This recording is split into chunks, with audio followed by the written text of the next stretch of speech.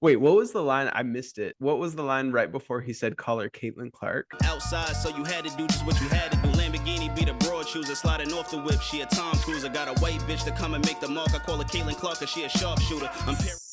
That's funny. Damn. That is good. This is Off Track Podcast, where each episode, one brother presents a project to be reviewed by the other. Welcome to Season 1, Episode 10 of Off Track Podcast. Each episode, one of us brothers will bring a project that we love for the other one to hear for the first time and react to. We're both hip-hop heads, but we'll bring projects from all different genres, and we'll include well-known projects, obscure projects, and everything in between. Today, Helaman is going to be reacting to one of my favorite hip-hop projects that has released this year so far, titled Written on Wide's Corner by Sule and Soprano Family. So I'm excited to show it to you. I think you're going to like it. Before we jump in, let's get a little life update. What you been up to? Yeah, the main thing this week for us has been that we signed a contract on an apartment in Boston. Yeah, so congrats. That's awesome. Yeah, kind of stressful trying to find places that fit all of like the criteria, and so with your dogs and everything. Yeah, with the dogs and like distance to school and everything. It's a really cool apartment that we're really excited for. So nice. In terms of music, kind of mostly have been going back and listening to older stuff. Listen to Rage Against the Machine self-titled album, which is so good. I told you about this a few episodes back, the Unicorns and their album. Yeah, that's right. Cut Our Hair When We're Gone. I actually bought it on vinyl this week. I saw that on, I think, Haley's Instagram, or yeah, I think she posted it. Yeah, we went to a record store in West Seattle that had a listening party for Casey Musgrave's new album that just dropped this weekend. And so we went and got to hear the album like a couple days early, hung out at the record store, and then had to buy some records. So that's the obviously one that I got. Actually, I got that one and also Your Old Droog. Nux, who's like a British rapper. I put him on our Instagram story this week because I was listening back to his album from 2022. I think is so good. I when it came out in 2022, I just kept running it back over and over again. So it was fun to go back and listen to it again. So, anyways, that's pretty much what I've been listening to and what I've been up to. What about you, Parker? Most Utah schools had their spring break this week, and we don't get spring break, so we get a spring day. We had Friday off, which so sad. Is like a little bit of a joke. I'm like, at that point, just don't even give it to us. But yeah. So yeah, just kind of caught up on some school stuff. I listened to a lot of the new music that came out. I don't know if you know who Tierra Whack is. She's a rapper. She just dropped her, I think she had a mixtape that she released earlier. But yeah, Worldwide Whack is the name of her album. It was really good. Cool. I'll have to check it out. I enjoyed that. And also, I don't know if you know who Zoo is, ZHU. He's like a producer, DJ, singer. Like he's just a musician. Like he kind of does everything.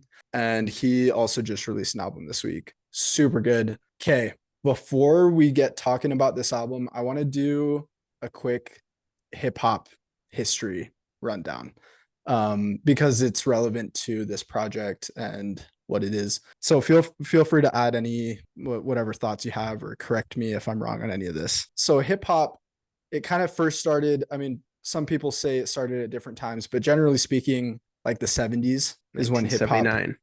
Yep, when hip hop got its start. I saw some people saying even as early as the 1960s.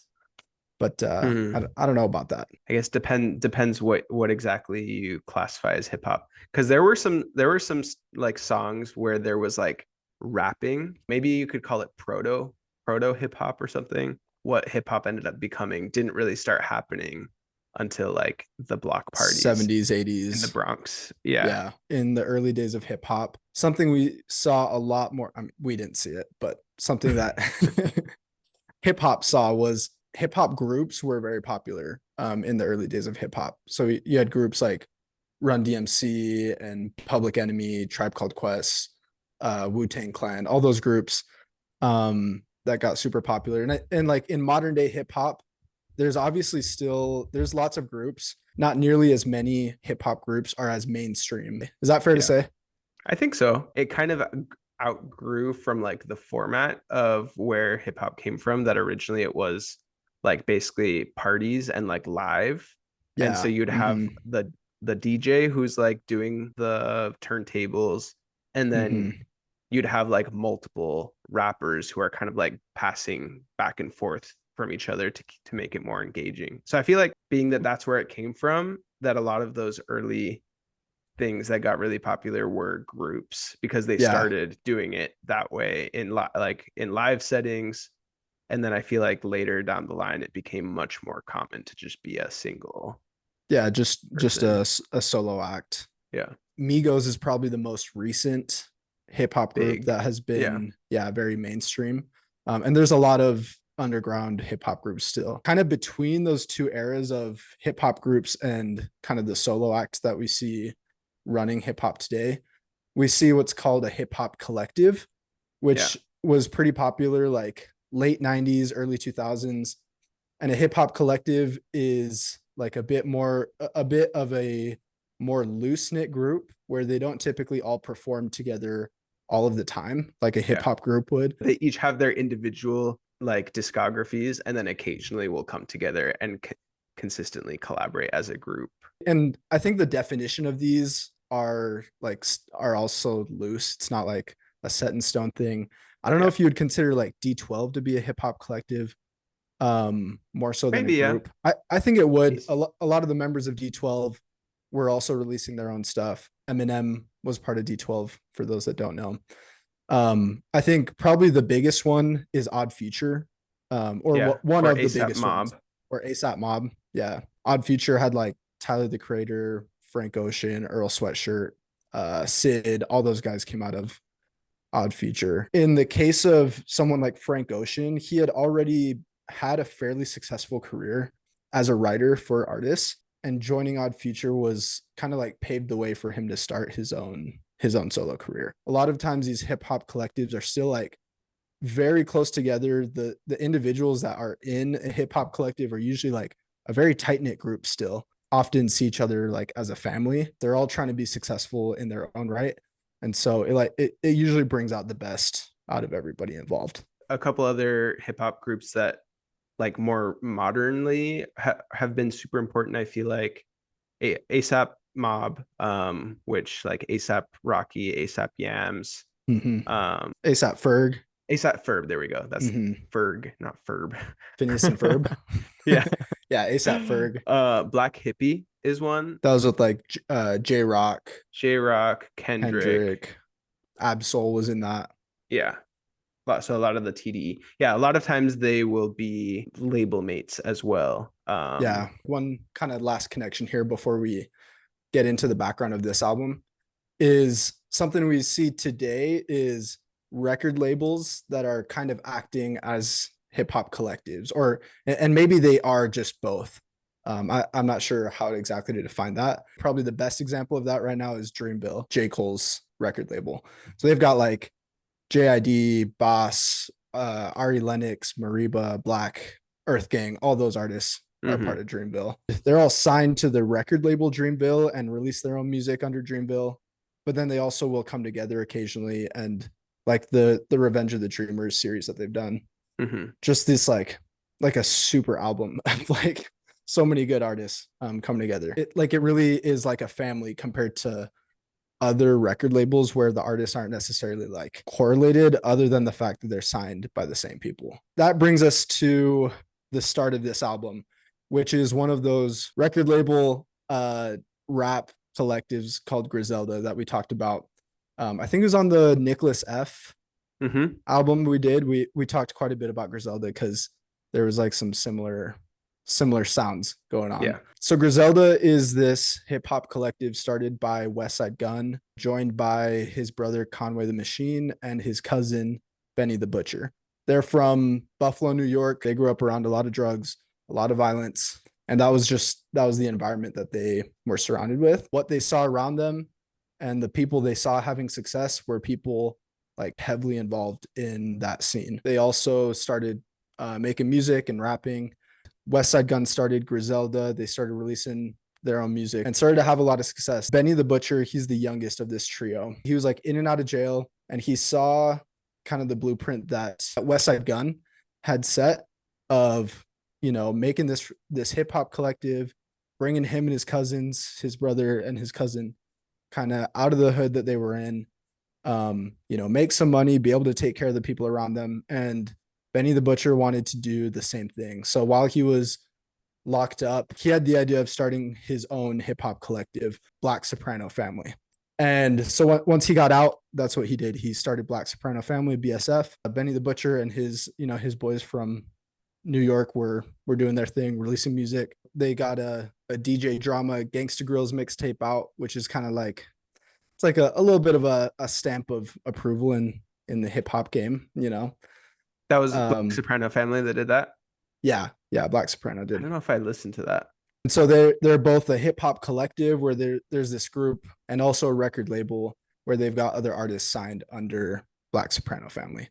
One of those artists being Sule, whose album we're going to listen to today. Super similar upbringing to Benny the Butcher, only instead of in Buffalo, New York, in Englewood, New Jersey. This album kind of reflects his upbringing, his path to success. It's his debut project under a record label. So all that to say, that's what this is. This is an album by this underground artist who's been signed by this hip hop label, hip hop collective, whatever you want to call it, and kind of has their stamp of approval for, you know, that this guy's legit, and that's what he's trying to show him. So cool. Yeah, I'm excited. I decently familiar with like Griselda, and I've loved some of the projects that have come out from them over the past few years. Yeah. I'm not that familiar with Black Soprano Family, but I imagine since it's closely tied to Griselda, it might have a similar kind of sound. Written on Wide's Corner,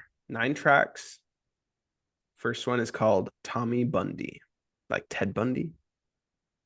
No. Okay. Tommy Bundy is a character that DMX played in a movie. Oh, okay. He's like a gangster. Nas is also in that movie. Whoa. I think it's called Belly or something. But yeah, okay. Tommy Bundy is this like gangster character that DMX plays. Oh yeah. I had to get something off my chest today, like at the Fashion Week release at Bottega to find euros. My goal is generational wealth and to die thorough. Y'all niggas couldn't dodge the defeat if you slide mirrors. 700 perks in the trunk on a tri-barrel. Niggas let me bleed in the darkness. Believe me, it's awkward. Casablanca silk and Morocco feed in an ostrich. First I love this. This is so sick, yeah. Bunch of vacuum seals and powder on the floor like I was cleaning the carpet. Tommy in the last scene of Belly, I really can't spark. I might walk him down with the suit like a million man march. Oh, there's that Belly reference. I'm not to be chastised. Ari Fletcher, nigga. So cool. This like boom bap beat. Yeah. I was just like 3 verses right in a row. That was really cool. Yeah, the beat was so cool. That's one of the things I love about all of the Griselda music is like has more of that like old school boom bap East sound. Coast. Yeah, that was dope. His flow was really, really cool. It's like effortless. Like he's just spitting on the mic. Like it sounds just like a freestyle. Yeah. Like the way he was rapping it. Yeah. The thing that stood out to me was like kind of connecting to the way you were describing the start of Griselda and Black Soprano Family. He said something like, my goal is to like provide for my family or my people or something. My goal is generational wealth. Yeah. A couple drug references already. He was like powder on the carpets like it's cleaning day or something. I didn't catch exactly. By the way, we don't have the lyrics, just so everybody knows. The only lyrics that are released are for the 3 singles. So this next song we will have the lyrics to, and then 2 more after that. But this one we don't have the lyrics. We're just operating on memory. Yeah, it's a little hard. And he's got another line where he's talking about the people around him. He says like they're resorting to violence to solve their problems. You get a good idea of like the environment that Sule grew up around in, in Englewood. He said something like 1,000 perks in the trunk or something. And like one line that I thought was kind of funny was like reusing bags like you're eco-friendly or something. Yeah. I love the fact that he just kept going. Yeah, he didn't stop. He didn't stop at all. Really cool way to start off the album. I really like the vibe. It's a bit of like a dark vibe. Whatever it had in the background of that beat, it sounded like I don't know what I'm talking about, but it sounded like a harpsichord. I don't know what a harpsichord is. It's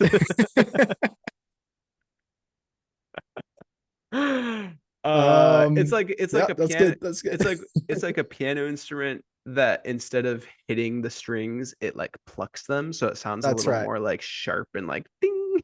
If you're right about the definition of a harpsichord, then that's exactly what it sounded like. It sounded like a piano that had like the strings being plucked. Yeah. I think somebody in the comments let us know what a harpsichord is. Yeah, please. We have no clue. I feel like I'll give that like right out the gate, probably a 8 or something. Like you said, like nice. It's short, but it packs a punch. Next song is called Made For It. All of these say Sule and Black Soprano Family, but if it just says that, should I assume that the only person rapping will be Sule? It's just Sule. Yeah. Gotcha. So we got the leader of Black Soprano Family himself coming out for this one. I gotta love it when that happens with someone's like debut project. Yeah. Like Jay-Z coming on to one of J. Cole's like I think his first mixtape or something. Jay-Z featured on. Dope way to get a cosign from a big dog. All right, Made For It by Sule featuring Benny the Butcher.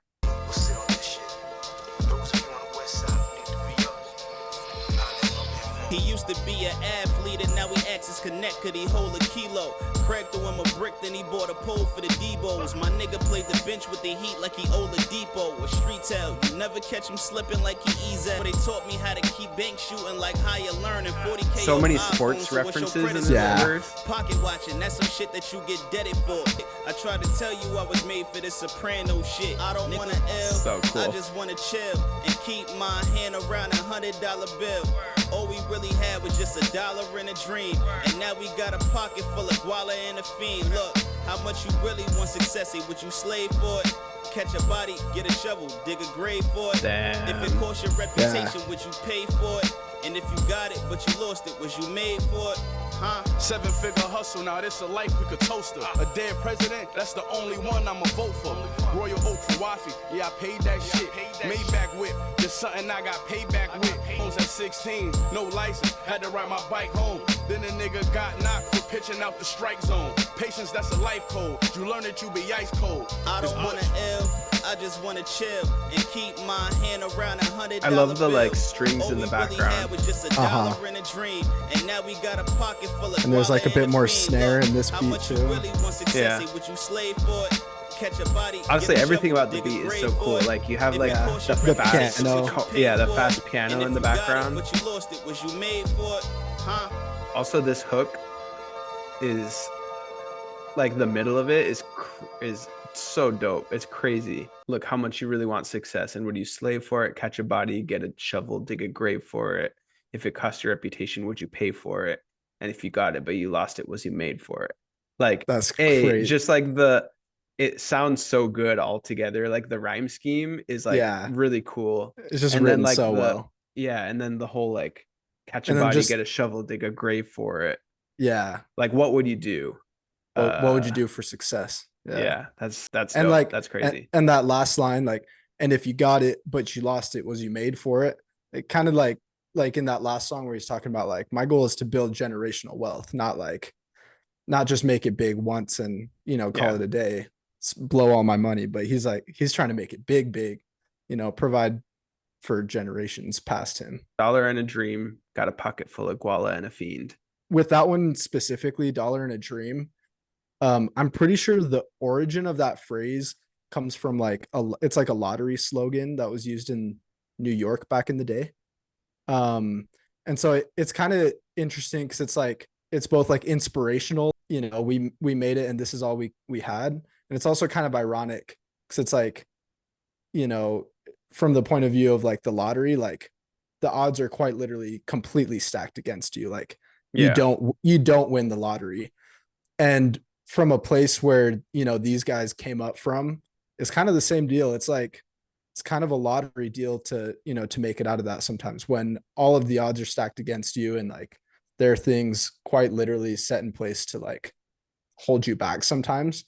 Mm-hmm. It makes it really hard to make it out of there. So I think that's a dope line, because that's all you got is $1 and a dream. Yeah, that's really interesting. The other one that stood out to me was a dead president. That's the only one I'm a vote for. That's another classic, like Nas, not the Nas song, Dead Presidents, I think is what it's called. Yeah. And talking about the presidents on money or whatever. Yeah. So that's one that comes up over and over again. Tons of people reference that. And it's kind of like conveys a similar message to what you said with the other one, like in terms of like, you can't really count on much, but you just got to put your vote or like your luck or whatever you're into trying to get the money that you need to be able to like make it up and out. I played the bench with the Heat like Keola Depot. And then the next line after that says, a street tale, you never catch him slipping like he easel. And that's a reference to this random, maybe it's not random, maybe a lot of people know this, but it's a Turkish TV show. And it's basically like the Turkish version of like the Count of Monte Cristo.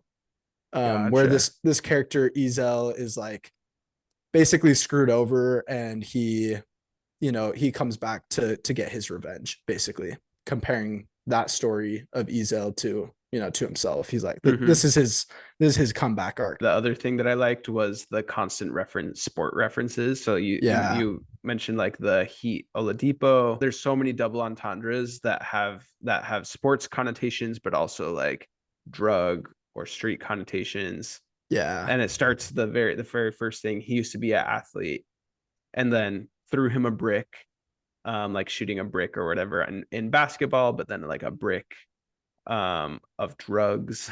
Yeah. Debo's. I don't know if that, I assume maybe that was a double message, a double entendre towards like Debo Samuel.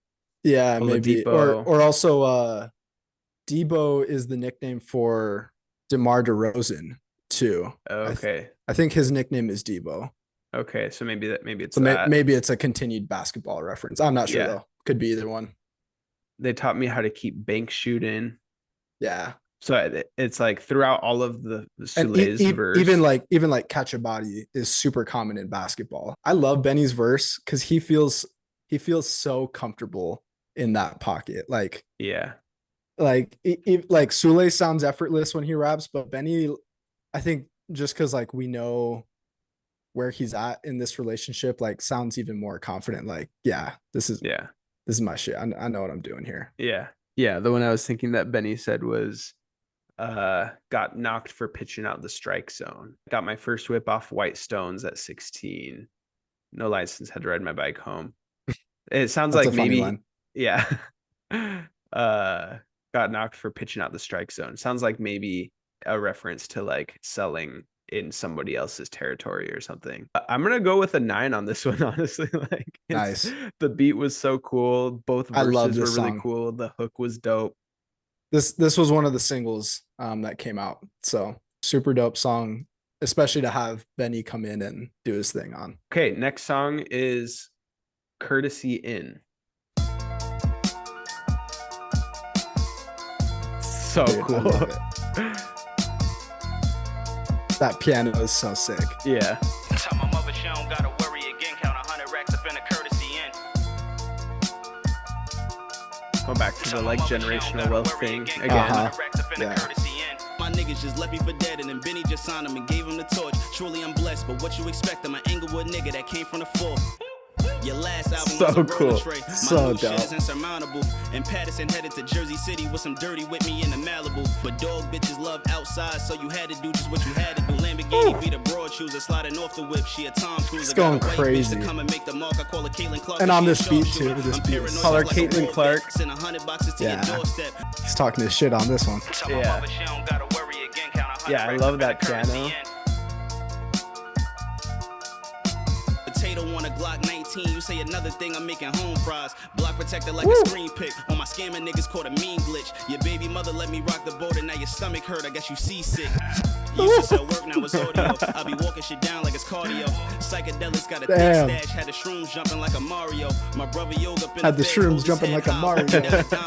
I told the son he on a trip though, on vacation longer than Ashanti. Turn a quarter to a half, get to a half ounce and make it stretch. Sliding at Hellcats when I'm with cash, was really on Park Avenue a wretch. Damn, and he just like kept that flow going, just like so consistent the whole time.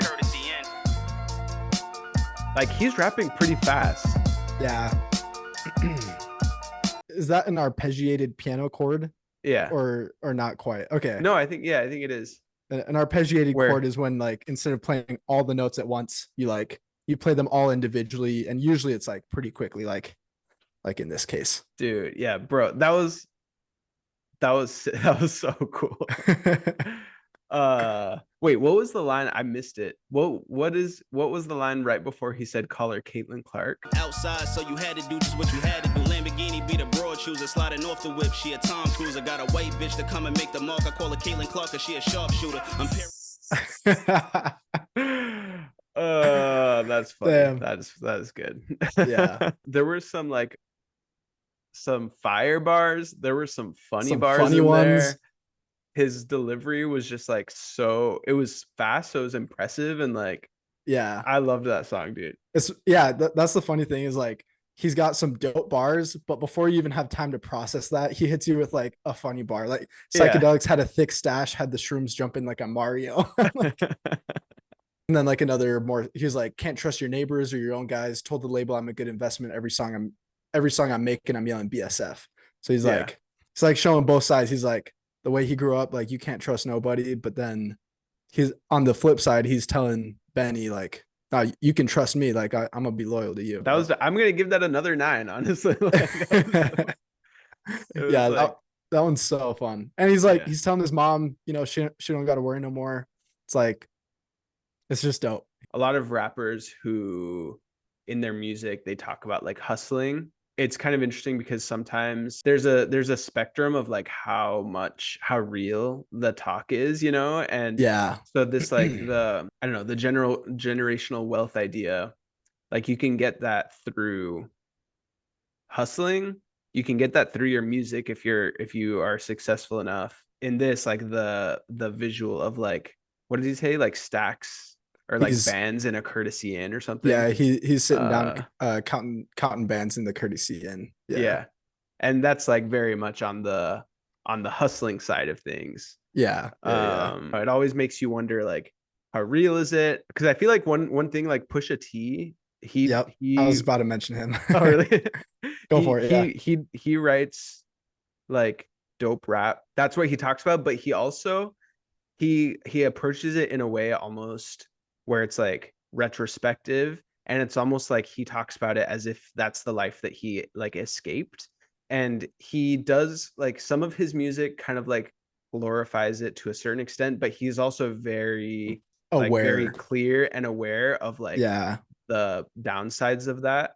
And so that's exactly what I was gonna say about Benny the Butcher. He's the same way. Him and Pusha T, very similar topics because they grew up in very similar, you know, environments, and they did very similar stuff to get by, you know, at different points in their life. Benny the Butcher is very vocal about the fact that was like a part of his past. At one point in his career, he was like 1 foot in, 1 foot out on the music thing. He was, you know, half in on his music and half in, you know, still running the streets like he did when he was growing up. Yeah. And so he's been vocal about the fact that both Griselda and Black Soprano Family have helped him get to a point where he's all in on the music. That's his thing, is helping these guys who are in that situation get out of that situation through music. So I think that's super dope. Next song is Jodie. It's like that beat's dope when it came in. Yeah. I can't tell what that is. That like a violin or is it like a saxophone That's something the in the game background? told me. I don't know. Baby boy, but his government name Jodie. He was on a soccer team for his school and he played goalie. Never had his father back at the crib, so he stayed lonely. Jodie had a brother and his brother had a paddock, but his paddock didn't matter cause their mother was an addict. He was born and raised in Patterson, active VC I'll really get. Mother can't afford a pair of sneakers, he was stealing shit. Kevin started lifting guns, he had enjoyment with straps. He ran him up a heavy bag from unemployment and crack. Niggas from the hood was jealous, so he strapped with the iron. Connect was waiting cause he quarterbacked the pack on consignment. Kevin never paid him back cause agreed with a phone fetish. In other words, he ran on the plug like Jerome Bettis. Now back to Jodie, still position all of his differences. He ripped some paper, writing everything for his Christmas list. He liked expensive shit, but still they needed deposit. Thiefing and robbing, he said my brother needed, I got it. Kevin touched his head and said don't never jump in the streets. They finally pull up close to the crib, was a task process. He said walk in the house and go work on your mad project. Kevin was still in the Beamer, he took some papers and crumbled them. He liked the hot box cause he never did smoke in front of his intuition telling him look in his side mirror. He seen a Toyota Camry was inching up on the side of him. All you hear is right out the 5%. Jodie heard the shots from the room from the bloodsuckers. Connect paid him a visit, that get back a motherfucker. He ran outside to the car, the windows covered in blood. His brother Kevin didn't make it, stuck with one in his mug. Bro. Damn. You know I'm from New Jersey, it's a Jodie on every corner in my city, my nigga. These are the real Sopranos. Bro, Holy that song shit. was crazy. Yeah. I was like, I couldn't even say anything because I was just like lost in the story. The storytelling is incredible, first of all. I like knew where it was going. So as soon as the beat dropped out, I was like, oh shit. Oh man, that was crazy. Also, there was like he kept talking about paper at multiple times. Jodie ripping paper for his Christmas list. Yeah. One of them was something about I don't know if it was the brother with paper in his room, and maybe that's referencing like cash. And then at the end, he talks about paper, the brother like rolling up a joint. papers. Yeah. So I thought that was kind of interesting, just each mention of paper. There's this kid, Jodie, his brother Kevin.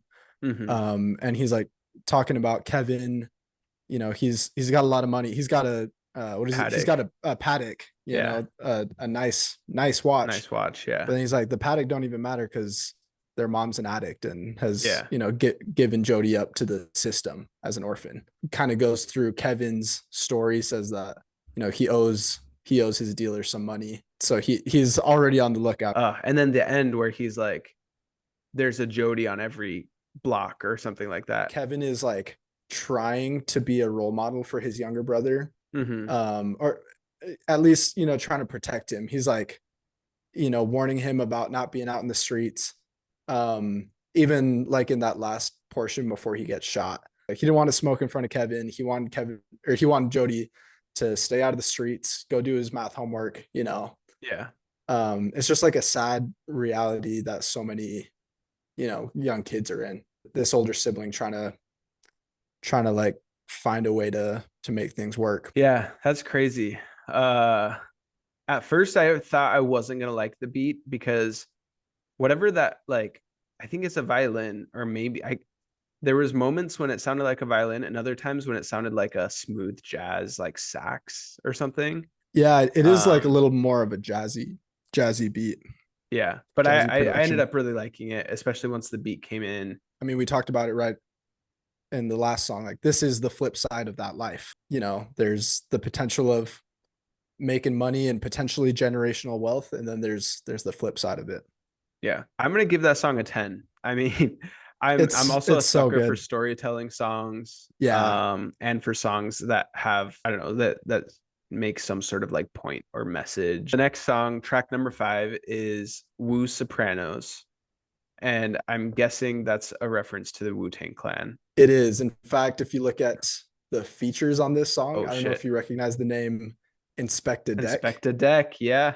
He is a member of Wu-Tang Clan. So nice. And then Fuego Bass is also featured on this, and he is signed to BSF as well. And also, one thing I should mention, maybe it's just like so obvious that we don't need to mention it, but I assume Black Soprano Family is a reference to The Sopranos, the TV show.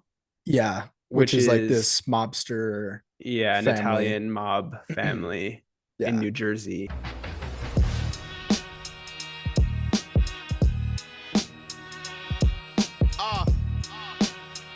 Yo, Nichols, every time you say some shit, I swear to God, this shit is heat. We hit the jeweler, let the new chain dance. My niggas feeling like the Wu-Tang Clan. You see the ghost face up on the Royce's ODB, so stay calm. Master killer, so many references. Yeah, Ghostface Killers and Wu-Tang, Old Dirty Bastard, ODB. I'm the one that can chef it like Raekwon, nigga. Raekwon. Need the method, I'm the one that chef it. Yeah, that's so dope. Instagram likes and the Marys. If we initiate the hit, guarantee that you for the night. Spray the Draco all in his face like Charleston White. They always tell me keep my enemies close. The ones you breaking bread with it come and hit you with toast. Give you the scope, you staring at the Grim Reaper. Cause Rico killed Mitch, and if you a bitch, well Tasha killed Keith. Posted in Brooklyn with the Wu like I was Jizza and RZA. Get sent and delivered, they label me the pick Jizza of and the RZA, list. Introduce me as the goat of this shit, cause I'm via next. From Buffalo to Jersey, my nigga is BSF. His verses, like all of his verses are so just like relentless. Yeah. I only rap cause the flow great. Should I rather get birds on the arm like Ghostface? My mama told me you got in the This is Fuego Bass. That was around the time when RZA was Bobby Digital. Designer all drippy in the coast furry, but I'm still on welfare like Old Dirty. Heard the brain was genius and the whole curvy, but I won't expect the deck cause the whole dirty. We the new Wu. Boss reputation. We the new Wu. On speculation, saying BSF is next, that ain't even a conversation. I'm surgical, I leave niggas needing an operation. I hit the butcher shop, now we feeding the population. Butcher shop. Sopranos, strike 4 chords and 2 pianos. Salute my capos, only moving with true hermanos. Island bitches stripping inside of the new condo. These rappers know what's up, plus they phony as fuck. Oh my gosh, dude. So dope. It's only us, yo, 100 cities, no hold up. Load the bus, Johnny P took the caddy, so we rolled in the truck. I put family on the arm. Johnny P took the caddy. Yeah. Beating past in the G-class, bumping sky's the limit. A lava hitter, you won't find a nigga. I wrote this thought in the Porsche that I bought when I signed the RZA. Damn, dude. That is so... The fact that like they were like paying tribute to Wu-Tang Clan in their verses, and then when he comes in and then getting the cosign, he's like paying tribute to them. Yeah, it's so like sick. Making all these references to people on Griselda or BSF, saying like salute my capos, only moving with true hermanos. Like that's amazing. That's yeah, saying BSF is next, that ain't even a conversation. Sule's verse, I mean, they had like feeling like the new Wu-Tang Clan. You see the ghost face up on the Royce. It's so Ghostface Killer. It's ODB. ODB is Old Dirty Bastard. So stay calm, Master Killer. And then later need the method man. I'm the one that could chef it. Raekwon's nickname was the chef. Yeah, I'm the one that could chef it like Raekwon. And then Jizza and RZA were referenced at the end of his verse. And then Fuego Bass, cook it like Raekwon. I can charge you for the method man. Shit, I'd rather get birds on my arm like Ghostface. There's that. I don't know if you've seen that picture of Ghostface. He's like standing here with the arm on his or with the bird on his arm. Yeah, but I won't Inspectah Deck because that hoe dirty. Yeah, damn, that was super cool. I loved the beat on that one as well. Yeah, honestly, so that's sick. something that you can just consistently count on with Griselda stuff, is that their production is going to be just so clean. And that's one of the benefits of a hip hop collective is they usually have an in-house producer. Yeah. And so a lot of their songs will end up sounding very similar, or they'll have a similar sound, which can be, I mean, I guess you could, blessing and a curse. Yeah, I guess you could see that as maybe a bad thing, but it's usually a good thing. In Inspectah Deck's verse, he's got that line, load the bus, Johnny P took the caddy, so we roll in the truck. That's exactly what I was about to say. Johnny P's Caddy, which is a Benny the Butcher song. Yeah, on his last album, I think, or 2 albums ago with J. Cole. Yeah. So sick. Yeah. So the fact that it switched, that each of them was paying tribute to the other's group, I just thought that was so cool because of the Sopranos like reference and the whole like mob boss, like Capos is like a position in like an Italian mob, and that's like the head. That's literally what it means. Yeah. The head. So it's like the head of the mob family or whatever. And so he's basically like making that reference to like the Sopranos and like the mob kind of themes. You are my leaders. Yeah, he's like passing on the torch. Yeah. Just from the idea standpoint of this song, it's so sick. And then the actual execution of it is like, yeah, even better. Yeah, I'm gonna give that one a 9. Nice. Part of me was like, I kind of wish that Benny the Butcher even had a verse on this, because that would have been sick. Yeah. But then the other part of me is like, maybe it's better that he didn't, even beyond just Benny. Like he's saying these guys are legit. Like these guys are the real deal. So and now it's super clear that when Inspectah Deck is paying his respects, it's to the whole crew, not just like Benny. Not just Benny. Yeah. Next song, track number 6, is called Crown Vic, which is like, that's the classic model of police cars, Crown Victoria. 150 on the dashboard, I think the Porsche might flip. You drop Sule up in your verse, then you get chalk right quick. It's not a nigga from my state that ever talk like this. I barely noticed I was winning, y'all just can't keep up. Name a click with a rep substantial as ours.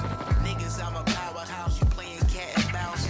Walking through the city like I can't be touched. Menace to society, my life to seek. Yo, we played the blocks. Is this the Hoodies? Yeah.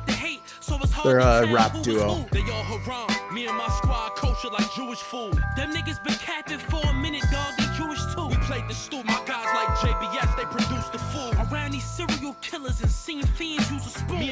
I like how their flow is kind of like non-regular. It's like, and like, I don't know. I don't know how to describe it. It's like kind of waits and then like catches out or whatever, catches up. Yeah. And I like that they're going like back and forth.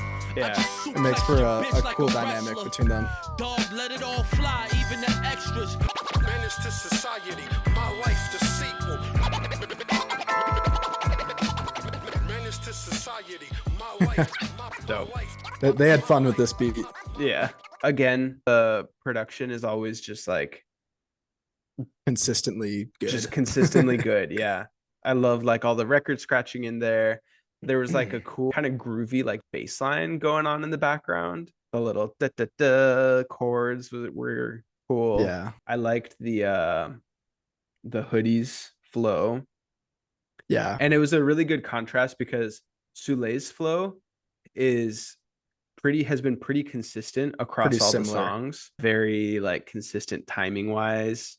Yeah. Kind of totally. faster, and like one line spills right into the other with not a lot of like kind of breaks between lines. So yeah, it was kind of refreshing to have the Hoodies come in and add a little bit more like spacing. Yeah, I feel like I would give this maybe like a 7.5. So far, I think it's probably the one that has excited me the least out of the songs that we've heard, but it was still really good. Next song is called If a Brick Could Talk. It's a funny title for a song. How you think the crack drop gets into the country? We don't own any planes. We don't own no ships. But we are not the people who are flying and floating that shit in here. I made historic mark shit that no amount could prepare for us. Moved to the US in the 80s from South America. Who'd ever thought this? So it's literally a brick talking. It's not official work if the pack don't come with a stamp. Get it for 17 or 20, nothing less when you cop. Bust it open with the blade and cross an X at the top. Move me from city to city. I had orphanage habits. That's not a scar that's on my back. That's a scorpion tatted.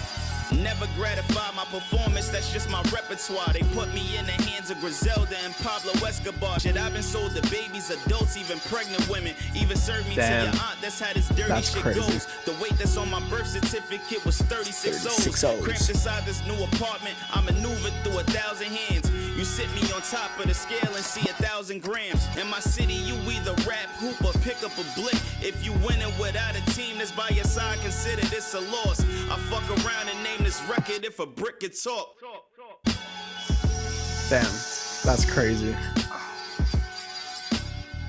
I like songs where it like switches perspective and like personifies. Like there's a few songs that it personify like a gun and like talk from the gun's perspective, or like I think Nas had one.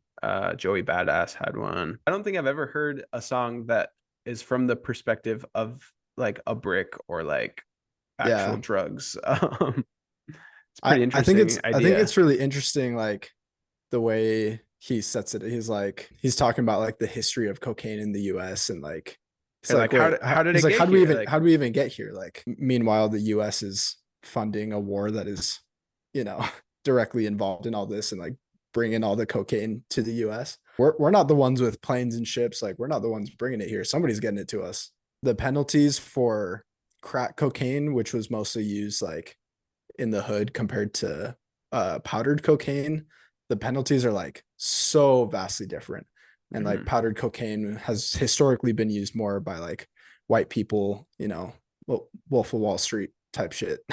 Yeah, because it's more expensive as opposed to it's cheaper to make crack cocaine. Yeah. And like it's literally like a disparity of like 20 times or something. It's like minimum it's like 100. It's like 100. Yeah. I think it's like minimum sentence for like possession was like a half year for powder cocaine compared to like 50 years or something. Wild. Like kind of like goes through like he appears in like a housing project or something and then kind of like goes from there and just like goes everywhere. And it's interesting. He makes the reference. He says, I'm treated like an orphan as he's talking about this moving city to city. Which is kind of interesting. I don't know if this was done on purpose, but like honestly, a lot of it sounds like parallels to like what a lot of these kids experience themselves. Like, how did we even get here? Like we didn't choose to be here. We got put in the projects. We're moving around house to house. Just kind of like not by our own will, but kind of subject to, the people running the show. And it usually doesn't end up a pretty situation, which is kind of it's just like a sad parallel that you see from this literal brick of cocaine to like these dudes, like, these guys from Griselda and BSF, like a lot of these dudes grew up, or the story of Jodie, crazy. So this is another one like similar to like the Jodie, a storytelling song. It's kind of showing that flip side. Super interesting. I think I'm gonna give that like an 8.5. Nice. 8th track is called YNGAW, and I'm not sure what that means. It's you. I think it's you. N-words got a wave on it, or got a wave. You N-words got a wave. Yeah. Okay. Competition threw salt on a wound. Start with a fork and a spoon, with a brick of the soft on a dresser. Was down on my dick, then fronted some pounds on the strip, cause that money gon' solve the vendetta. Can't run from no op, he get sparked with the heckler. He paraplegic, can't walk off the stretcher. Bitch, I'm a soprano. I came here to run through these industry niggas like those drums are so cool. Nowadays I just can't call it. But the young niggas got a wave on you. Young niggas got is this Sai Ari the kid singing? Yeah. He's got a super chill like flow here. We impacted the lane, we in big BSF, we could pack out a stadium. Lamb over dressing as Mediterranean, shoot up the bins and the niggas that came with him. We got the type of money make a thought loss. If your nigga press me, he get knocked off. I'ma beat the case. He's got these very subtle flow changes that I think are pretty dope. But the young niggas got a wave on you. Young niggas got a wave on you. Young niggas got a wave on us. The OGs used to have a game. Now this is like pretty much the only song I think that has been like melodic in any way. Yeah, that has any sort of like singing chorus. Yeah. Young niggas got a wave on it. The production on this one has been the most like un-Griselda. I feel like out of all of them, it kind of feels a little more maybe like mainstream. It's like kind of more of a like a trap beat. Yeah. More so than like this like upper East Coast like bap. New York boom bap. Yeah, kind of beat that. Yeah. Has been on most of the songs. Yeah, you're definitely right. Yeah, I think maybe I'll give that like an 8 out of 10. Nice. All right, the last song is called Marlo Scamfield. He's a character in the show The Wire. Gotcha. Similar to the first song, Marlo Scamfield, he's like a gangster running the streets. Gotcha. I think in Baltimore, I want to say. I want to say I sincerely apologize. I love that bass. Yeah. It's kind of hard to do features when you know you're better than everybody, know what I mean? A wise man used to tell me that life's a gamble, forever rolling the dice though. The federal moments we used to eat on paper plates because the glass once had residue on it. Couldn't find a legal hustle, so she had worked from residue the on curb. it. Fiends exchanging food stamps right from the first to the third. Nobody chased the blue faces more than me and Krishan. Performing hits in Tokyo and drinking tea in Milan. Was moving hits from out the trunk like Master P in his prime. The Krishan line, or yeah, nobody chased the blue faces more than me and Krishan. And now I break weed up on it. Hit the wire, they calling me Marlo Scamfield. Never trade your morals for paper, you know the damn drill. He charge you for the plug, how you figure that that's your man still? Nice. Damn, yeah, that was cool. I really liked the that bass line that I mentioned at the beginning. It's got some sort of like effect on it where it's kind of like gravelly or something. He's like, my mother trapped in federal moments we used to eat on paper plates because the glass ones had residue on it. Yeah. Couldn't find a legal hustle, so she worked from the curb. Yeah. It's like, damn. The leaders run the world and the followers at a standstill. Money hit the wire. They calling me Marlo Scamfield. Never trade your morals for paper. You know the damn drill. He charged you for the plug. How you figure? Don't be one of them. And you gotta watch out for everyone else, basically like looking out for themselves and not for you. Yeah, exactly. Cool. Yeah, solid way to end off the album. I feel like I'd probably give it an 8 as well. Nice. What'd you think of the album as a whole? I really liked it. I mean, I'm really impressed with like Sule. I mean, I never have heard of Sule. He's got 41,000 monthly listeners on Spotify, but like that's a hell of a first project. His flow just is so fast, and yet like it sounds so effortless. Everything on here was so consistently just like high quality, from the production to the bars, like the lyricism, but then also just like what he's talking about. And he's kind of like developing it from a few different points of view. With someone's first project, someone you've never heard of, like you always kind of expect there to be like some moments where it kind of like, you kind of like got to give them some grace. Like, okay, yeah, exactly. It's their first project. But this one, it was like the lowest part was like still really good. Like, a big reason I love this album is because I love Benny the Butcher. I love his story. I love his music, obviously.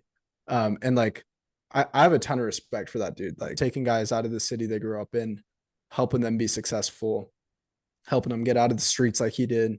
And he's doing that again with this guy Sule. So yeah, I think it's super dope. Yeah, honestly, I feel like I'll give it like an 8.5.